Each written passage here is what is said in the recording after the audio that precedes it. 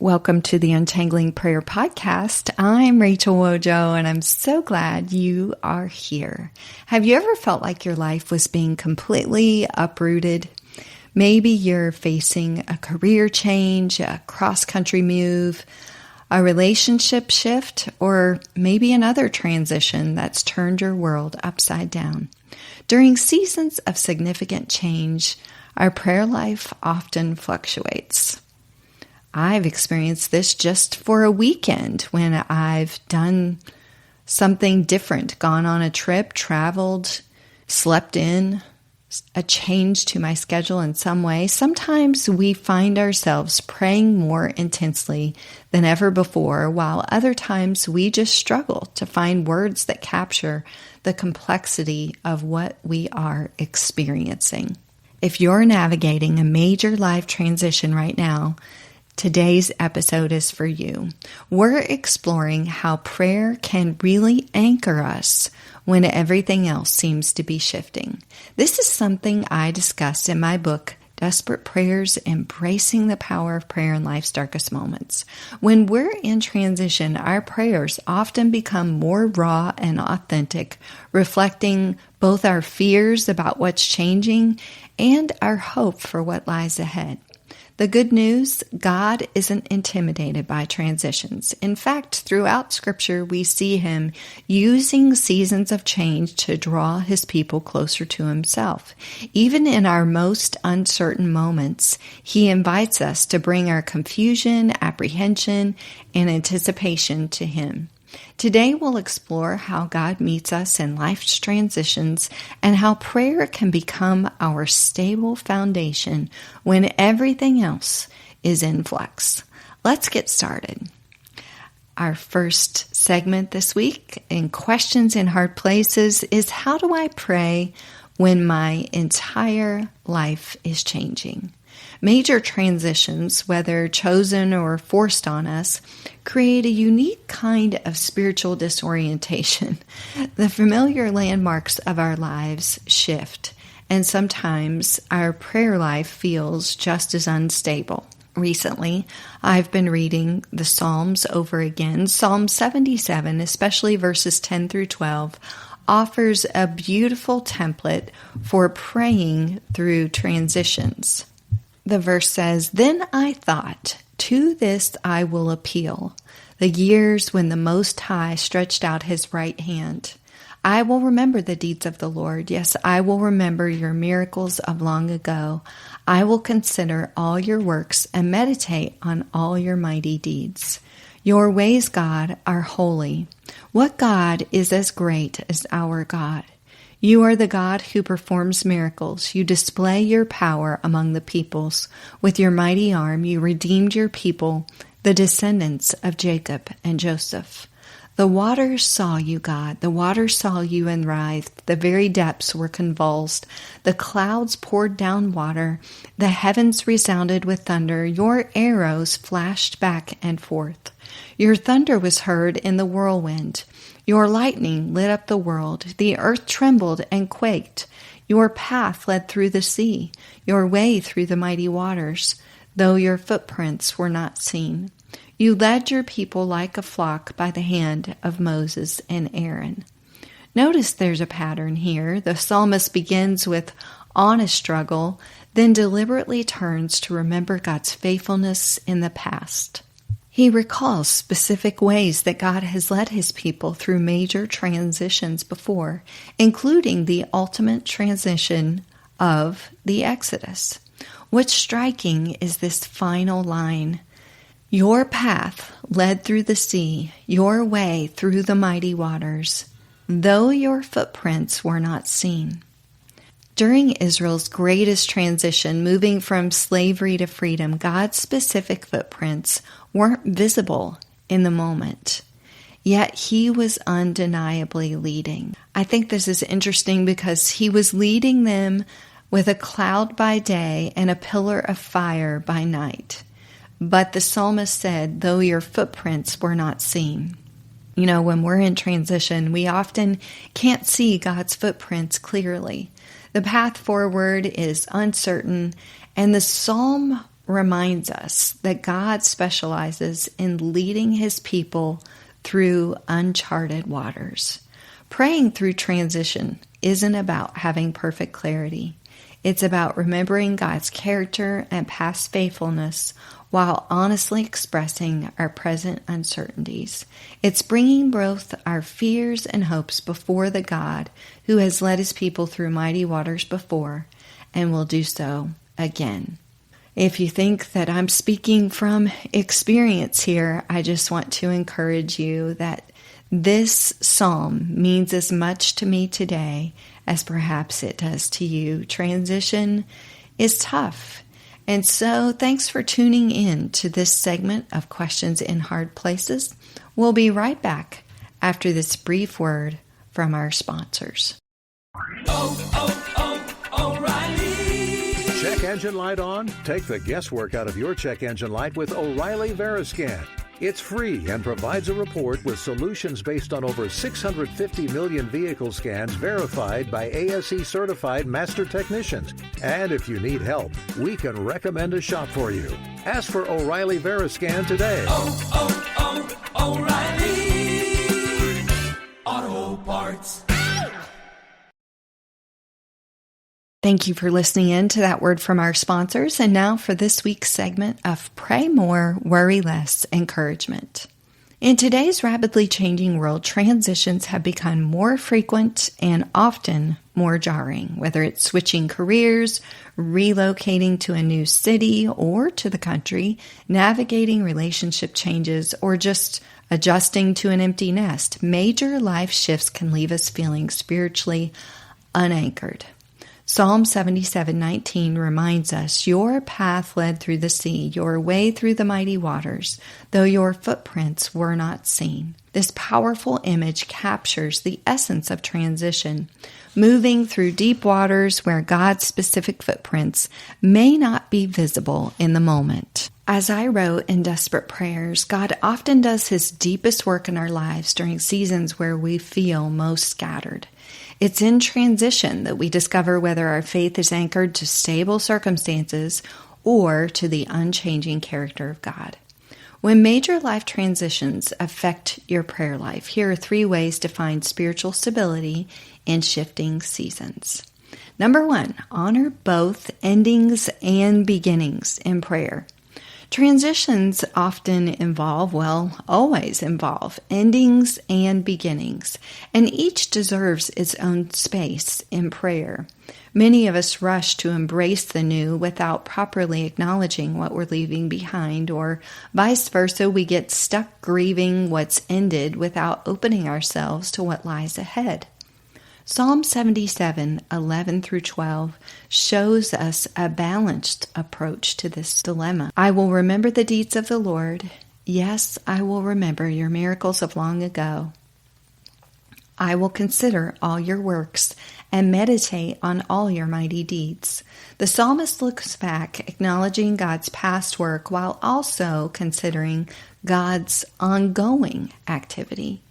Create prayer practices that honor both the endings and the beginnings. Perhaps journal prayers of thanksgiving for what God has done in the season that you're leaving, while writing prayers of surrender and anticipation for what lies ahead. It's okay to express both grief and hope, uncertainty and excitement. Remember that Jesus himself honored transitions. Before feeding the 5,000, he looked up to heaven, gave thanks, and broke the bread, acknowledging the end of what was before distributing the new provision. In major transitions, when we follow this pattern of thanking God, we are considering what has been before breaking open what will be. And number 2, anchor your prayers in God's unchanging character. After you've acknowledged both the beginnings and the endings, anchor your prayers in God's character. When everything around you is changing, focus your prayers on what never changes, God's character and God's promises. I've had to remind myself of this over and over again. Psalm 73:13-14 declares, your ways, God, are holy. What God is as great as our God? You are the God who performs miracles. You display your power among the peoples. In the midst of transition, the psalmist anchors himself in God's holiness, God's greatness, and God's power. When life feels unstable, then praying through God's unchanging attributes is helpful. Pray, Lord, while my circumstances are shifting, you remain my rock. Your faithfulness doesn't depend on my location. Your love doesn't change with my job title. Your purposes prevail through every season of my life. Create a list of God's promises that specifically speak to your transition. If you're moving, remember God's promise to be with you wherever you go, Joshua 1:9. And if you're changing careers, claim His promise to guide your path, Proverbs 3:5 and 6. Those are two passages that can be foundational for your prayer life, unchanging truths. And then number 3, embrace the prayer of relinquishment. You know, transitions often reveal how tightly we've been holding on to control. A powerful prayer practice during these times, a prayer of relinquishment, intentionally releasing our grip and surrendering to God's healing and God's leading. Psalm 77:19 through 20 acknowledges, your prayer led through the sea, your way through the mighty waters. Though your footprints were not seen, you led your people like a flock by the hand of Moses and Aaron. The Israelites had to relinquish their desire for a clearly marked path and trust the leadership of Moses and Aaron, whom God had appointed. I think we need to begin by honestly acknowledging to God what we're trying to control. And then with open hands pray, Lord, I release my grip on how this transition should unfold. I surrender my timeline, my expectations, and my plans. Lead me through these waters, even when I cannot see your footprints clearly.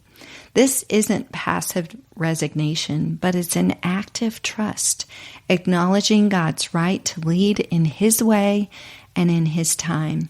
Practice this prayer of relinquishment daily during your transition, physically opening your hands as you pray. And my friend Asherita often says, palms down and palms up. Palms down when you're laying down whatever it is that God has in your life that you're currently undergoing, and then palms up when you're ready to release it to Him as a sign of surrender.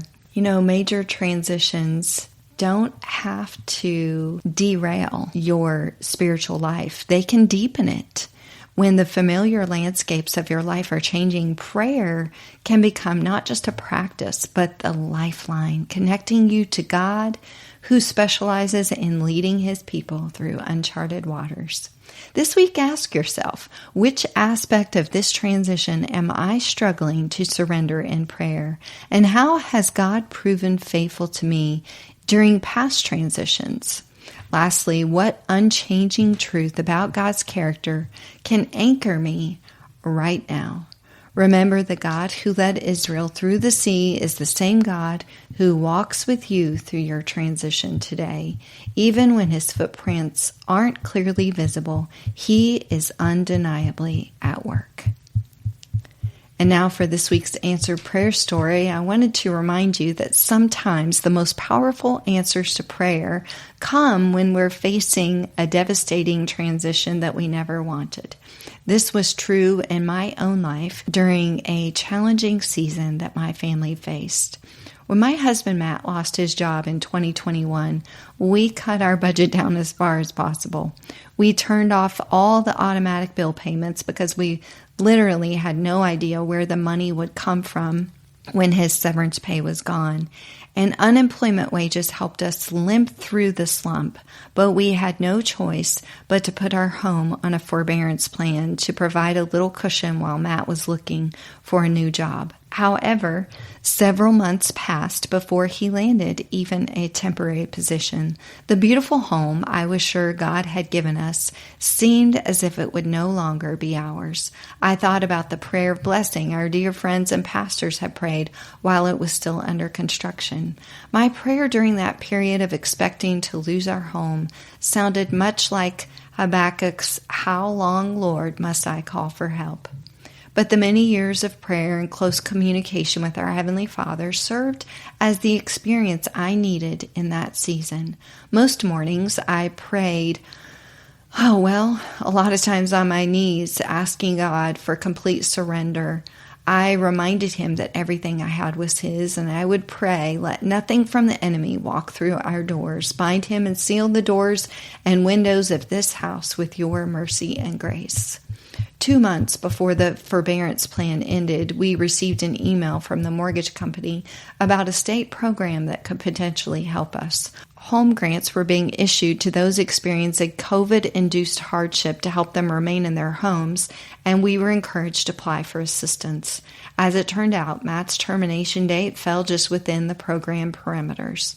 We applied, but we were initially denied because of a technicality in the paperwork. Maybe God was having us give up on our home, but I didn't feel like I was supposed to give up praying for a miracle. So I kept praying. I asked my small group to pray. I asked my friends to pray. We really needed a miracle. We knew God would have to orchestrate the details, and as the situation was entirely out of our control, we appealed the denial and submitted the appropriate documentation, and we waited. And I prayed like Habakkuk again, "Lord, I have heard of your fame. I stand in awe of your deeds. Repeat them in our day. In our time, make them known. In wrath, remember mercy." I had seen miracles from God before, everything from a tax refund that helped us buy that house to $5,000 being mysteriously left in our backyard. I'd watched God sustain our family through tough seasons time and again. But I needed a repeat performance. I wanted my kids to know that God cares for the birds and He cares for them. I thought we would be telling our children we would have to move, but after 4 months, seemingly at the 11th hour, Mercy knocked at the door. An email saying we'd been approved for the program landed in my inbox, and the grant to assist our family in remaining in our home was ours. Though the wait had been long, God's timing was perfect. Once again, our prayers had been answered, and I could do nothing but give Him the highest praise. This transition taught us that God doesn't always prevent difficult challenges in our lives, but He does provide stability through prayer, even when everything else seems uncertain. He guides us through transitions with perfect timing, even when the path forward seems completely blocked. Major life transitions test not just our circumstances, but our faith. Through our family's experience with potential home loss, I discovered that praying through transition isn't about having perfect clarity before moving forward. It's about cultivating perseverance and trust, even when the path seems completely blocked. If you're navigating a significant life change right now, remember that God's footprints may not always be visible in the moment. Like the Israelites at the edge of the Red Sea, you may only see the path as you step into the waters. When life transitions feel overwhelming, remember to anchor yourself in prayer. As Psalm 77 reminds us, the God who led His people through the mighty waters still leads His people today. Even when the path forward seems uncertain, He may provide your miracle at the 11th hour in ways you never expected. This story echoes many testimonies that I share in my book, Desperate Prayers, Embracing the Power of Prayer in Life's Darkest Moments. If you're navigating a major life transition and wondering how to pray when everything is changing, this book offers both comfort and practical guidance. It's available as an ebook and audiobook at desperateprayers.com or wherever you buy books. Thanks so much for joining me on Untangling Prayer. I'm Rachel Wojo, and remember, God sees you, He hears you, and He knows your needs. Finding uplifting news in today's headlines is often like searching for a needle in a haystack. At the Story Behind podcast, we believe in the power of finding heartwarming tales and are happy to share empowering stories with you every week. Get inspired by the note a waitress received from a patron dining alone, and even hear about how one VIP passenger made a hardworking pilot get emotional before his flight. To start listening to the Story Behind podcast, visit lifeaudio.com